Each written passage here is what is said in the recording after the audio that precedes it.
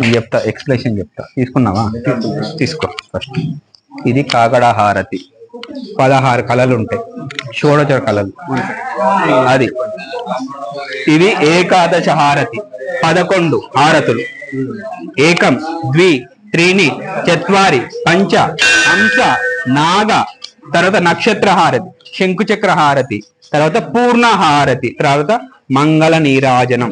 మద్గురుదేవుల సాంప్రదాయం ప్రకారం ఏదైనా హారతి తోటి సమాప్తమవుతుంది. ఇక్కడ స్వామివారు శ్రీ మల్సున సరస్వతి గారు, వారి పూర్వన ఆశ్రమంలో అఘోరి కర్పణానంద భారతి గారు, వారు ఈ జీవితంలో అవతరించి నిఖిలేశ్వరుని యొక్క అవతారమైన నారాయణ దత్త శ్రీమాలి రాజస్థాన్ జోధ్పూర్ వారి యొక్క సేవలో నిఖిల తంత్రాలని 54 గ్రంథాలు, ఉత్కృష్ట గ్రంథాలు, మంత్ర యంత్ర తంత్ర విజ్ఞానాలు మన తెలుగు వారికి సులభంగా అర్థమయ్యే భాషలో రచించినారు.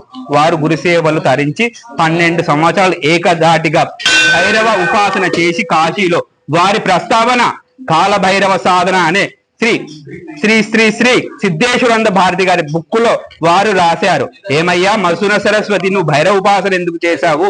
నువ్వు రాధాకృష్ణుల యొక్క ప్రేమతత్వాన్ని గురించి కదా ఉన్నావు అంటే, అయ్యా నాకు అఖండ తపస్సు చేసి అన్ని సిద్ధులు పొందినా కూడా మహాకృష్టమైన రాధాకృష్ణుల దర్శనం కాలేదు. ఆ మేరకు నేను కాశీకి పోయి మహాకాల భైరవ ఉపాసన 6 నెలలు పూర్తిగా సాధన చేస్తే అప్పుడు ఆ భైరవుడు ప్రత్యక్షమయ్యి, స్వామి నాకు రాధాకృష్ణుల దర్శనం కాలేదంటే మీరు మళ్ళా మధురకు పోయి స్వామివారిని ఉపాసన చేస్తే మీకు రాధాకృష్ణుల ప్రేమతత్వము మీ చుట్టూ ఆవహించున్నది, వెళ్ళండి అనగా ఈయన ఆకాశగమన విద్య అంటారు. ఆకాశగమన విద్య అంటే మీరు ఇంగ్లీష్ మూవీ చూసి ఉంటారు, అందులో ఫ్లయింగ్ అంటే దాన్ని ఆకాశగమన విద్య అంటారు. ఆ విద్య ద్వారా ఈయన కాశీ నుంచి 6 వెయ్యి అక్కడ తపస్సు చేయగా రాధాకృష్ణుల పూర్తి అనుగ్రహం జరిగింది.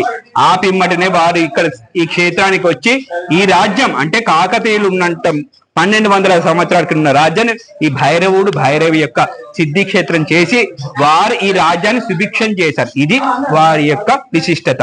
ఇక్కడ మీకు దేవుళ్ళ కంటే ముందుగా మేము గురువులను ఎందుకు అర్థమయ్యి అంటే, దేవుడు తర్వాత గురువే ముఖ్యం. గురువు లేని దేవుడు లేడు. ఎందుకంటే గురువాక్యం ఎక్కడ దేవతలైనా ఎదిరించవచ్చు, కానీ గురువాక్యం ఎదిరించలేదు ఇక్కడ. అందుకే మేము సాంప్రదాయ ప్రకారం వ్యవస్థాపకులైన మల్సున సరస్వతి గారు, మా పెద్ద గురువు అయిన ఈ అవతారంలో ఉన్న నారాయణ దత్త శ్రీమాలి వారు, వారు గురువు అయిన సిద్ధాశ్రమ సిద్ధయోగి అయిన సచిదానంద స్వామి, ఈ తంత్ర మార్గాన్ని ఈ సృష్టిని నడిపించేవారు దత్తాత్రేయుల వారిని మేము ముందుగా తలచి తర్వాతనే ఇక్కడ ఉన్న దేవి దేవతలను వారి నామధేయానికి మేము జయకొడతాం. కాబట్టి ఇది ఇక్కడ ఉన్న సాంప్రదాయం. ఇక్కడ యోనిగుండం ఉంటది, యోనిలో అగ్ని ఎప్పటికీ ఉంటది, కంటికి కనబడి తాంత్రిక అగ్ని ఉంటది. అక్కడ హనుమంతుడు ఉంటాడు, పైన ఉచ్చిష్ట గణపతి. అట్లా లాస్ట్ కు ఆ శ్రీ భూ నిలాది సమేత శ్రీ గోవిందరాజ స్వామి పరబ్రహ్మకు హారతి ముగిస్తాం. ఇది ఇక్కడ ఉన్న విశిష్టత. జై శ్రీమన్నారాయణ, జై గోవిందరాజ స్వామి, జై కాలభైరవ. చూసి వారి ఇక్కడ భక్తులు చాలా మంది